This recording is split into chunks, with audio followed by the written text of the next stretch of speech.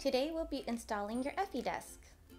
You will need an Allen wrench, a screwdriver, and measuring tape. Let's get started. Separate the crossbar. Make sure the circular holes are facing inwards as shown below.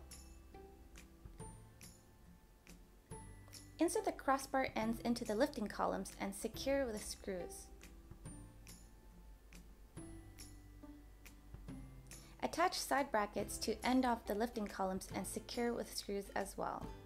Attach circular foot pedals and screws to the bottom of the lifting columns. Place the frame over the underside of your tabletop. For non-pre-drilled tops, secure frame with screws and washers.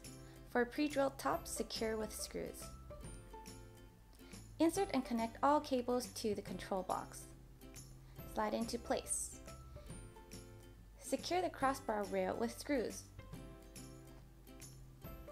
Secure keypad controller with screws.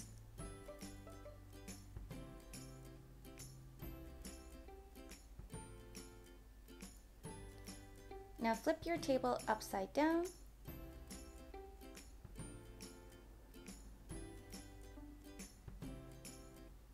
Enjoy your new desk!